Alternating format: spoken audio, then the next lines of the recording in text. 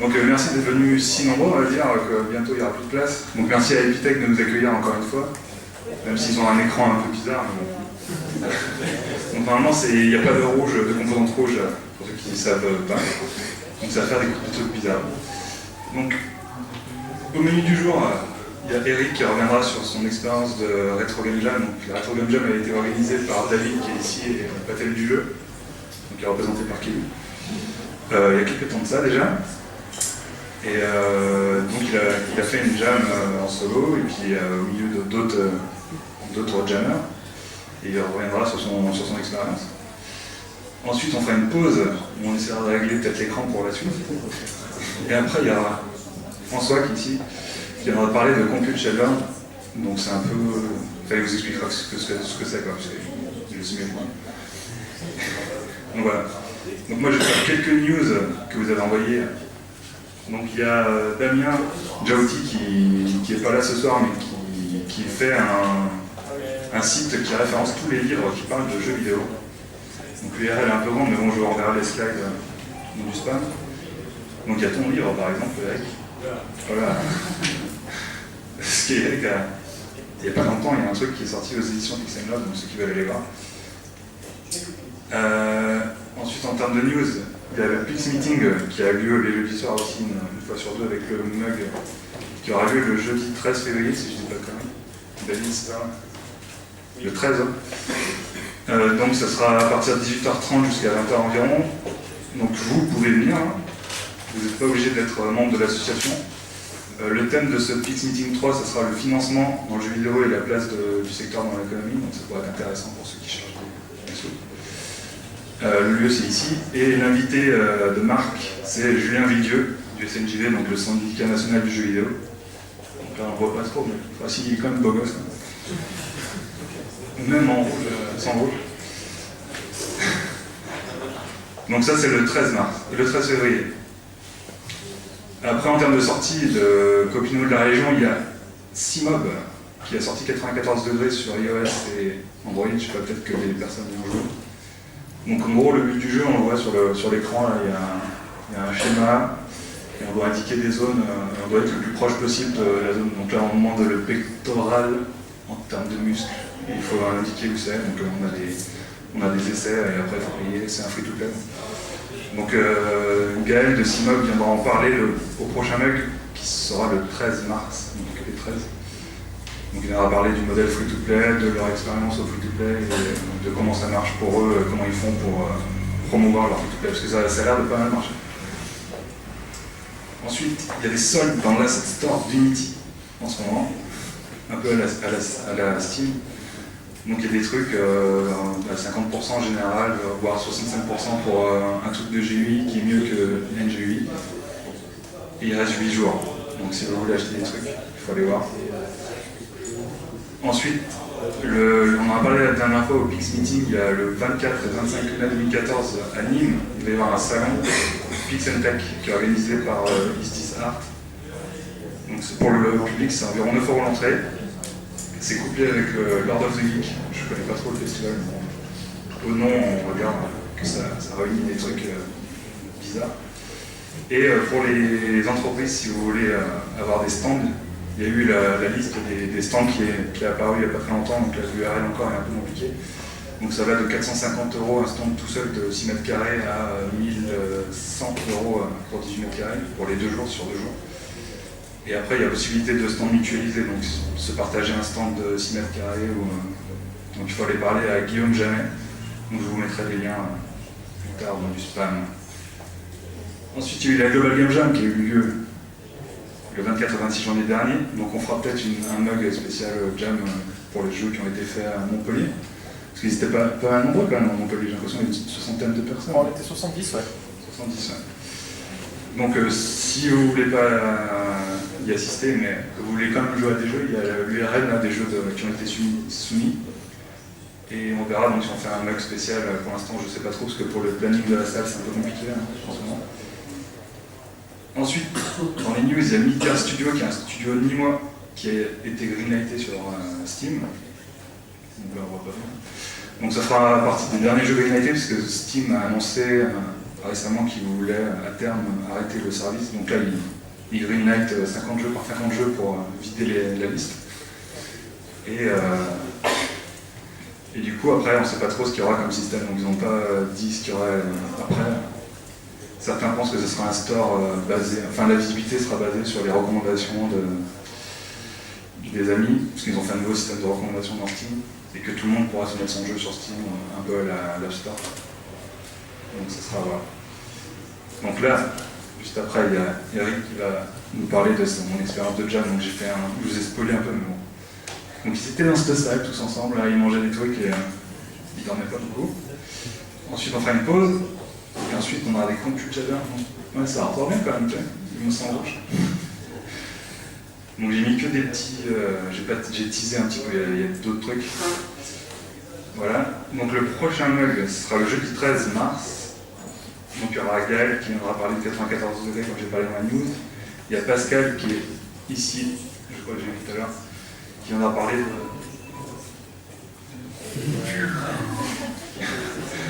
Non, j'aurais pas dû dire ça. Qui viendra parler de Swap Swap, qui est son jeu iPad. Tu peux essayer. Ça va être pratique. Non, juste comme ça. Tu dois essayer. Là, on a quand même fait 5 minutes, c'est pas mal.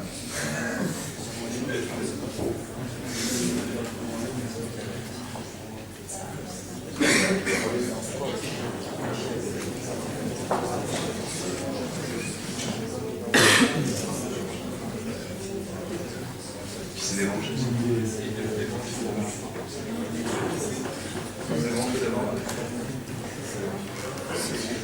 Donc il y a Pascal Jardin qui m'a parlé sur le Swap Swap, qui est un jeu qu'il développe sur tablette tablette iOS. Donc il va nous parler de comment il a créé le jeu et comment il compte le vendre. C'est magnifique. Et il y a Stéphane Banquet qui n'est pas là aujourd'hui, mais qui viendra nous parler de son FPS littéraire. C'est un peu arty tout ça, mais il faudra voir aussi. C'est un débutant d'Unity, donc ceux qui sont débutants aussi pourront s'identifier facilement. Et donc voilà. Donc le prochain, le 13 mars, donc ça fait dans un mois, et peut-être qu'il y aura un intermédiaire pour la Global Game Jam si on arrive à trouver une date ici à Epitech, parce que ça devient un peu compliqué, il y a beaucoup d'événements. Donc voilà. Donc je vais te laisser la parole. Je te tiens le micro peut-être. Je verrai si j'ai besoin de toi. Donc bonsoir à tous. Initialement je vais parler de ce projet avec tous les autres participants en décembre, mais je n'ai pas pu venir au MUG de décembre. Et donc là il a fallu que je me replonge un peu dans ce que j'avais fait à la Game Jam. Alors attendez, j'ai préparé une petite présentation, je n'ai même pas fait play, enfin c'est un peu à l'arrache, mais j'essaie de faire quelque chose de à peu près sympa. Juste une seconde.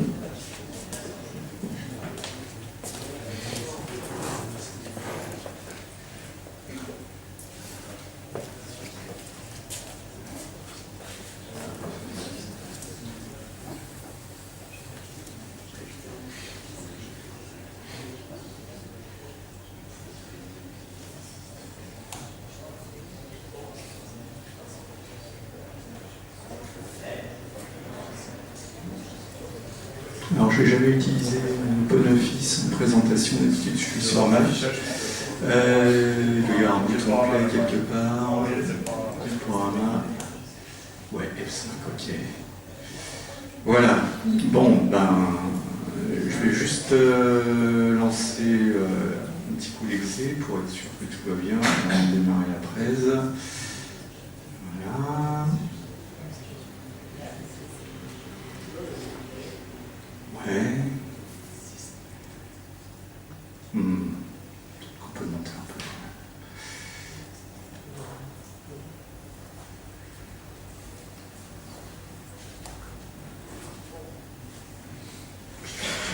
C'est fou. Oui. C'est bon. Ok. Alors, je vais vous montrer le proto rapidos. Ce sera plus sympa comme ça. On va prendre. parce que c'est un jeu multijoueur à deux. Et je vais tenir le micro, se débrouiller. Ouais, ok. Donc le but du jeu, c'est de récupérer la grenade sainte qui est au milieu de l'écran. Et chaque joueur dirige une des factions. Donc là, je dirige la faction des tanks. Il faut ramener la grenade sainte dans un des deux camps, donc qui est représenté soit par le tank, soit par la croix. Il faut ramener ça dans le truc. Voilà. Alors, il y a le bouton B pour s'agglutiner autour de la grenade. Voilà, donc avec le joystick, on dirige toutes les unités en même temps. Ça, c'est la propriété du... Ah, j'ai appuyé sur le bouton tir, c'est ravageur. Je suis désolé. Donc, en fait, voilà, le principe, c'est qu'on peut, on peut se planquer, on peut tirer, donc on joue avec les obstacles. Donc si, t'as le bouton A pour tirer. Ça marche pas? Voilà, c'est ça. Voilà, donc là, tu peux essayer de déplacer la grenade. Ouais, je te laisse faire. Je suis bon. Non, tu appuies sur B, comme ça tu vas t'agglutiner autour et ça forme un groupe compact de prêtres qui vont donc ramener cette grenade.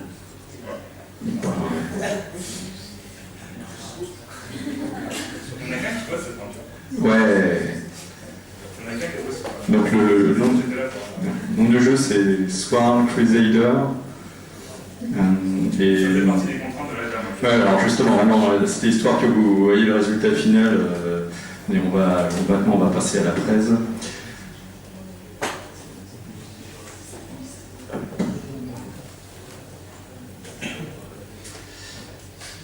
Je l'ai fermé.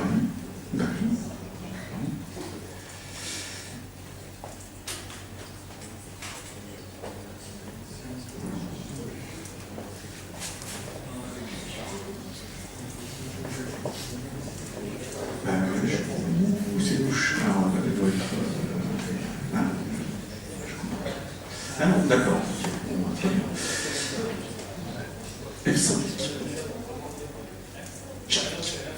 Alors voilà, donc la Retro Game Jam. Donc ça c'est le... Bon, je vais avancer. 32 heures pour créer un jeu.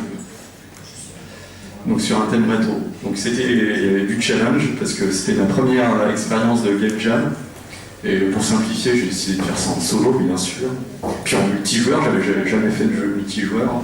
Ce qui est super pratique pour tester un jeu quand on est en solo. Donc c'était une super expérience. Parce que j'ai vraiment eu... ce que je trouvais vraiment pertinent, c'est que c'est une production en miniature, avec toutes ces étapes sur un temps extrêmement court, avec ces moments d'errance, ces moments de speed, de rush, des tas de choses qu'on se rend compte qu'on a fait en trop, qu'on doit jeter parce qu'on n'a pas le temps de les intégrer. Et ça, on peut le vivre sur des grosses prods qui peuvent durer 1 ou 2 ans. Et alors, j'avais quand même préparé un peu le terrain parce que je m'étais dit, oula, 32 heures, il va falloir assurer. Donc, j'avais décidé de faire ça sous Unity 3D. Et ce qui tombait bien, c'est que une semaine avant, est arrivé dans Unity tout le module, toute la partie 2D qui permettait donc d'afficher des sprites. Donc je m'y suis mis, j'ai testé, ça me semblait ok. Voilà, donc ça c'était bien pratique. Et puis l'outil pour dessiner c'était Animated Sprite Editor. C'est un éditeur qui est super simple, mais on retrouve vraiment la sensation de LuxPaint. Et c'est très bien pour du pixel art. Personne connaît LuxPaint. Qui connaît LuxPaint? Ah, alors LuxPaint c'est un logiciel de l'époque Amiga PC des années 90. Et tous les jeux rétro que vous voyez, tous les jeux de l'époque que vous pouvez voir aujourd'hui, vous pouvez dire que quasiment tous ils ont été faits sous le LuxPaint. C'était l'outil de référence en pixel art, je crois qu'il est encore utilisé aujourd'hui. Alors à 9h, le thème est lâché. Alors c'était un peu chaud parce que donc il y avait 2 objets, Donc la grenade sainte, c'était tiré au hasard. Hein, donc il y a un très joli programme qui permettait style Jet Machine qui affichait le thème. Donc grenade sainte, donc des Monty Python et surtout du jeu Worm, un tank, je ne me rappelle plus du jeu, c'était Ikari Warrior, merci. Et la palette du Commodore 64 et la résolution d'une sprite sheet de 256 sur 256 pixels. Et j'étais super inspiré et je me dis mais pourquoi j'ai accepté de faire ça. Donc je me suis dit bon je vais mettre en place tout ce qui est de base où il n'y a pas besoin de réfléchir à la palette, la résolution d'écran par rapport aux contraintes. Et puis une idée qui est venue, les Worms sont les gardiens de la grenade sainte. Et l'objectif, c'est que le joueur doit protéger la grenade sainte d'assaut de tanks fanatiques. Et je voulais faire un jeu un peu à la Super Mega Worm. Je ne sais pas si vous connaissez ce jeu. On dirige un ver sous terre et donc on peut faire surface pour attraper n'importe quoi, tout ce qui passe, voiture, babysitter, gamin. Voilà, les avions. Donc là, l'idée, c'était, il y avait la grenade qui était sur le terrain, et puis ça aurait été de la protéger avec non pas un verre, mais une armada de petits verres, une nuée de verres, un essaim de verres. Donc il y avait de l'ambition quand même.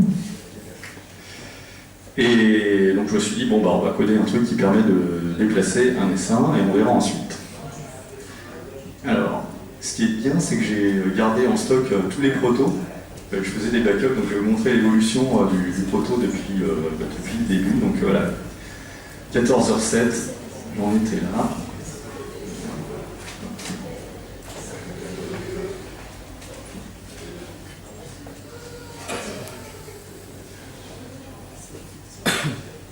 Alors qu'est-ce qu'on fait à 14h07 ? Alors voilà, on peut donc déplacer des objets, des tanks. Là, en l'occurrence, c'est un visuel provisoire, et donc les tanks se repoussent. C'était très simple, mais il y avait le concept de dessin qui était là.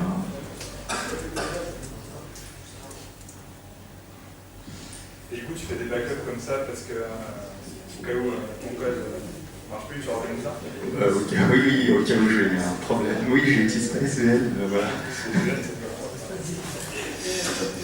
Je sais, c'est un peu archaïque. Ça marche ouais, quand on va au sol, ça va, mais c'est vrai que c'est pas ça.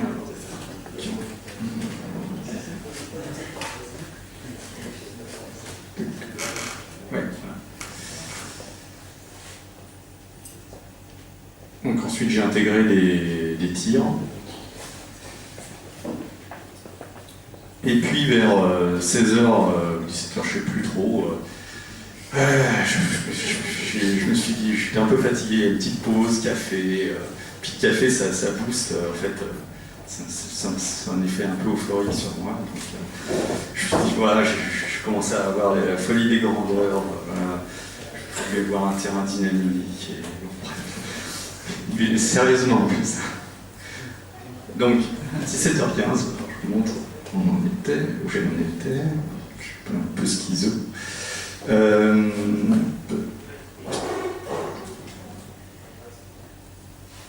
P5, ouais.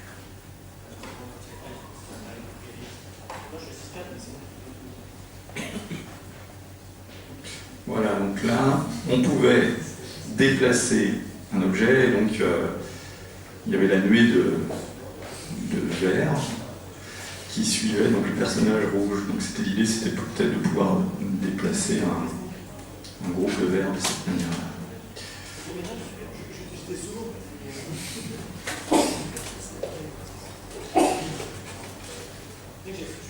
Ouais, parce que le temps passe vite en 2015, ça je l'ai appris de mes dépens. Donc changement de plan, je me suis dit je vais faire un jeu avec ce qui marche déjà un peu. Donc un essaim d'agents dirigeables en groupe, et avec l'évitement d'obstacles automatiques, puisqu'il y avait des répulsions entre les agents, des tirs, et puis la grenade comme enjeu central. Voilà, alors, prochain, next proto.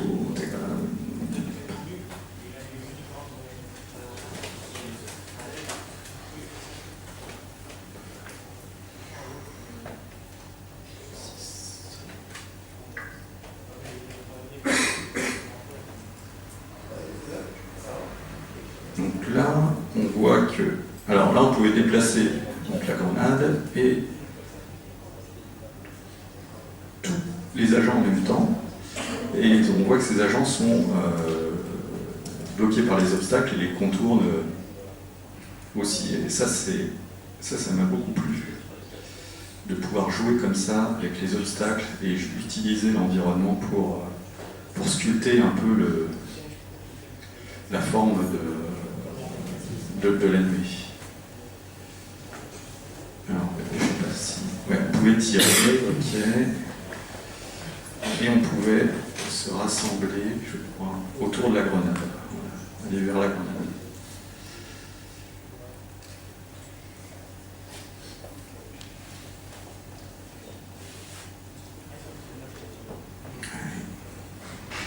Qu'est-ce qui se passe? Ouais, donc là je me suis dit, bon bah on va faire du multijoueur, pas besoin d'IA, 2 factions s'affrontent en groupe pour la grenade, en la déplaçant. Et ouais, l'idée vraiment centrale sur laquelle j'étais vraiment scotché, c'était que le joueur dirige en groupe les unités.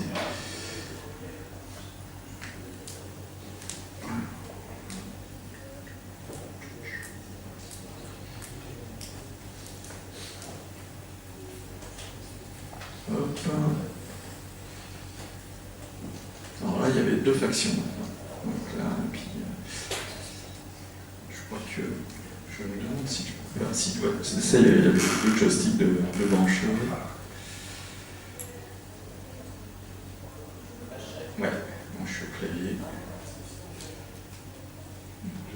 Ouais, par contre, il n'y avait pas de collision entre les tirs et les agents.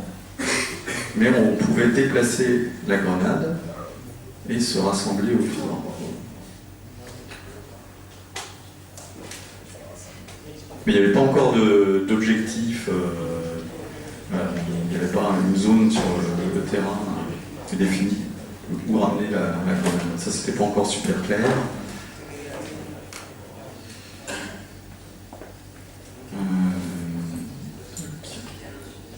Bah ouais. Alors, autant vous dire que j'ai jamais aussi mangé n'importe comment que dans cette jam. Je mangeais du saucisson toutes les 10 minutes, des trucs sucrés, des bonbons. J'ai dormi à 22h pendant 1h30. Alors voilà, 2h30, j'ai intégré les tirs destructeurs enfin. Et à 3h41, je décide de changer de résolution donc, parce que j'estimais qu'il n'y avait pas assez de place pour se déplacer. Donc au niveau stratégique entre les deux adversaires. Il faut savoir qu'entre-temps, je faisais tester un peu à différentes personnes dans la jam. Voilà. Kevin pouvait donner des bons conseils aussi. C'était chouette. Et voilà, et là j'ai décidé, je peux pas vous le montrer le proto.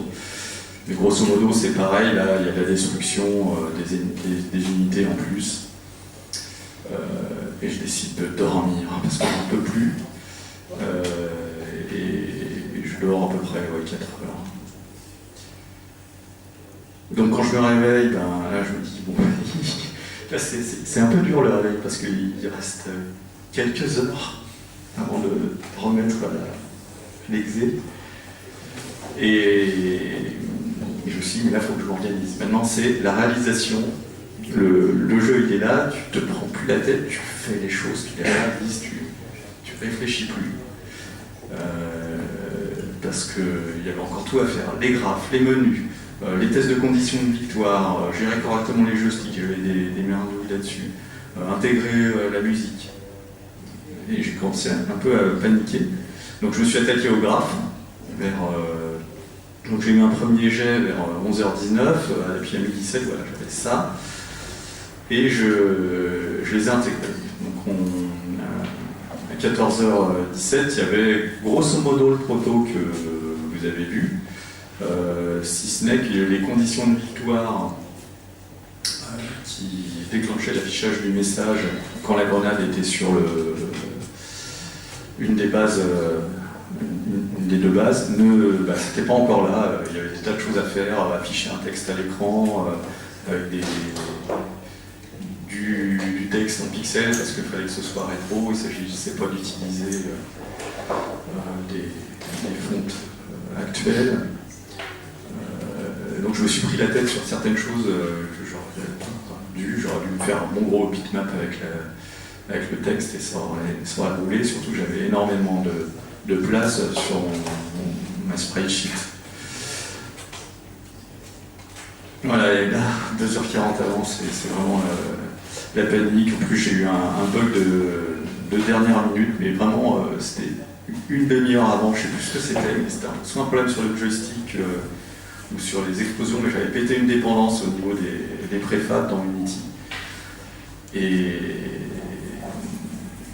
Et voilà, donc au final, j'ai réussi à faire un jeu où il y avait une expérience de jeu qui se tenait à peu près. Mais on était obligé de redémarrer le jeu, il n'y avait pas de menu, donc c'était un peu frustrant. Mais j'ai eu vraiment un grand sentiment de satisfaction parce que faire un jeu en 32 heures, c'est super intense. Et ouais, je pense que je le referai. Mais j'ai trouvé ça vraiment très très formateur. Ça m'a mis en face de pas mal de défauts que je pense que on est en face, c'est un vrai miroir quoi. Je pense que pour les développeurs on se retrouve face à ces erreurs, à ces défauts. Et voilà, donc moi j'ai pas grand chose de plus à ajouter. Ce qui aurait été intéressant, c'est que je regarde dans le détail ce que j'ai codé, comment j'ai structuré mon code au fil de ces 32 heures. Il y a plein de classes que j'ai commencé à écrire, que j'ai abandonnées tout de suite, au bout d'un quart d'heure, comme celle pour avoir du terrain dynamique. Et notamment, il y avait de la musique, donc là il n'y a pas de son, mais il y a eu une dizaine de bruitages qui avaient été créés par des sound designers, et j'ai pas eu le temps de les intégrer, donc ça fait partie des problématiques qu'on peut avoir sur des grosses productions. On va jeter du code, on va couper. Voilà, c'est tout. Je n'ai pas grand-chose. Merci. Merci à toi.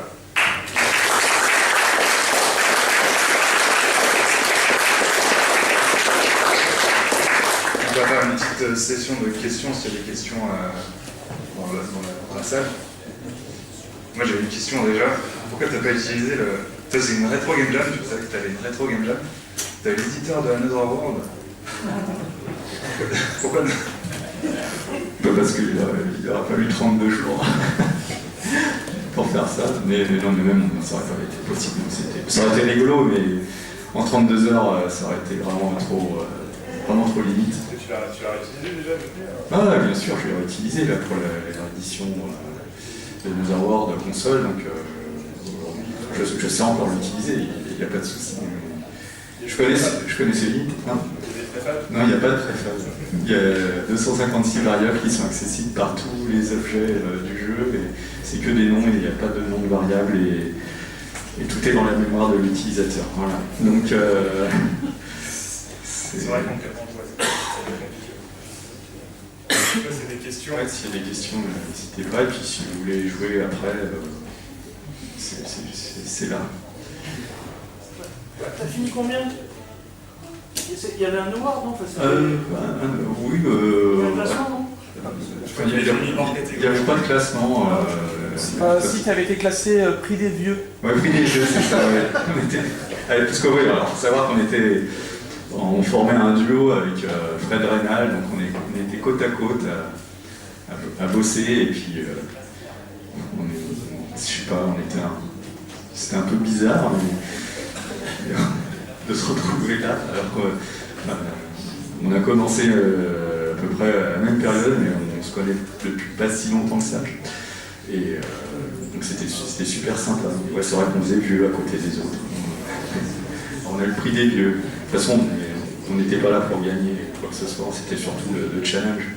Je veux dire que les organisateurs nous avaient foutu la pression aussi, en disant mais alors, ça va, vous allez sortir votre jeu là, 32 heures, en rigolant, mais moi je le prenais moyennement en rigolant parce que j'avais vraiment l'impression. C'était un vrai challenge. Est-ce qu'il y a d'autres questions? Au MIC l'an dernier, on t'avait posé la question si tu ferais un jeu avec une game jam, et à ce moment-là, vous avez dit ok, on fait un jeu. Faire un jeu en équipe. Ouais, en équipe. Ouais. Je trouve ça plus rigolo si chacun sort un jeu. En fait, Fred, il m'avait plus ou moins proposé, j'ai dit non, on fait chacun un jeu, ça sera plus sympa. Il va y avoir 2 jeux que 1.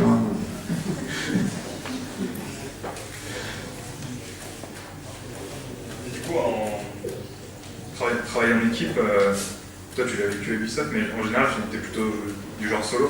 C'est un choix ou tu te sens mieux quand c'est ce que c'est, tu sais où tu vas directement ou c'est...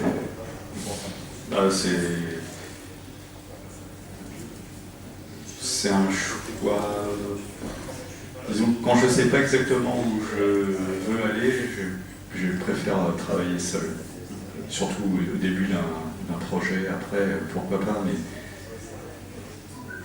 j'ai du mal à envisager une recherche dans la jungle beaucoup en équipe, ça me fait flipper de me dire que voilà, surtout quand il faut quand on est tout seul, on est en autonomie, donc ça coûte moins cher. S'il commence à y avoir une équipe, c'est un peu stressant. Donc, mais travailler en équipe est très plaisant aussi. D'ailleurs, je travaille en équipe en ce moment avec la personne que vous allez voir après, François. Une question, soyez pas timide. On a encore à 5 minutes. Non? Oui. Est-ce que c'était la première fois que, enfin, la petite semaine de formation à Unity, est-ce que c'est la première fois que tu utilisais Unity totalement? Ça fait 1 an et demi que j'utilise Unity pour faire du prototype. Voilà. Donc, je connaissais Unity, C#. Mais il y avait des aspects que je n'avais pas appréhendés dans Unity spécialement, les colliders par exemple. Donc j'ai eu... Ouais, c'est ça, c'est que les colliders 2D, alors peut-être que ça fonctionne aujourd'hui, mais ils ne fonctionnaient pas comme en 3D. Il y avait des collisions qui n'étaient pas détectées alors que ça fonctionnait en 3D. Du coup, j'ai collé des colliders 3D à peu près plats sur les objets 2D. Mais ça, je m'en suis rendu compte avant, heureusement. Mais c'est pas mal Unity quand même. Et pour de la jam, il y a peut-être des outils qui sont intéressants. L'Hub 2D, ça a l'air sympa. Donc l'Hub 2D, on lui a... Des questions encore ou on fait la pause tout de suite? De toute façon, vous pourrez venir essayer et puis parler là. Je pense qu'on va faire la pause un tout petit quart d'heure, donc jusqu'à 8h, donc c'est 47. Et merci encore Eric. Et